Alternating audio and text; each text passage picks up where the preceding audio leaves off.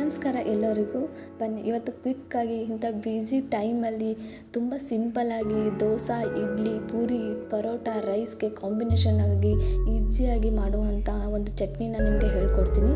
ಅದುವೇ ಆನಿಯನ್ ಚಟ್ನಿ. ನಾನು already ಆನಿಯನ್ನ cut ಮಾಡ್ಕೊಂಡಿದ್ದೀನಿ.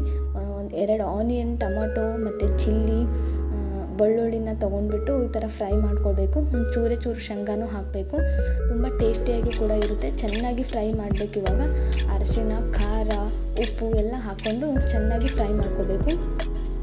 ಇವಾಗ ಒಂದು ಸತಿ ಕೊಕೊನಟ್ ಇರುತ್ತೆ, ಇದೆಲ್ಲ ತಿಂದಿದೆ ಚಟ್ನಿ ತಿಂದು ಬೋರ್ ಆಗಿರುತ್ತೆ. ಆ ಟೈಮಲ್ಲಿ ಈ ಥರ ಮಾಡಿಕೊಂಡ್ರೆ ಟೇಸ್ಟು ಸಖತ್ತಾಗಿರುತ್ತೆ ಮತ್ತು ಟೈಮ್ ಕೂಡ ಹಿಡಿಯೋದಿಲ್ಲ. ಇದು ಒಂದು ಸತಿ ಟ್ರೈ ಮಾಡಿ ನೋಡಿ. ಇವಾಗ ನೋಡಿ ಅದನ್ನು ತಣ್ಣಗಾಗಿ ನಾನು ಬಿಟ್ಟಿದ್ದೀನಿ. ಇವಾಗ ಅದನ್ನು ಮಿಕ್ಸಿಯಲ್ಲಿ ಹಾಕ್ಕೊಂಡ್ಬಿಟ್ರೆ ಆಯಿತು. ಹಾಕ್ಕೊಂಡಿದ್ದೀನಿ ನೋಡಿ. ಇವಾಗ ಅದನ್ನು ಮತ್ತೆ ಒಗ್ಗರಣೆ ಹಾಕೋಬೇಕು. ಒಂದೇ ಒಂದು ಆನಿಯನ್ನ ಕಟ್ ಮಾಡ್ಕೊಂಡ್ಬಿಟ್ಟು ಫ್ರೈ ಮಾಡ್ಕೊಳ್ಬೇಕು ಅಷ್ಟೇ. ಕುಕ್ಕಿಂಗ್ ಅನ್ನೋದು ಕಷ್ಟನೇ ಅಲ್ಲ.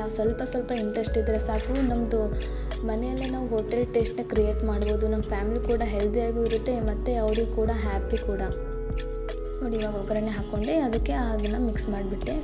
ಮಿಕ್ಸಿಗೆ ಹಾಕ್ಕೊಂಡಿದ್ನಲ್ಲ, ತುಂಬ ಚೆನ್ನಾಗಿರುತ್ತೆ ಟೇಸ್ಟ್ ಮಾತ್ರ.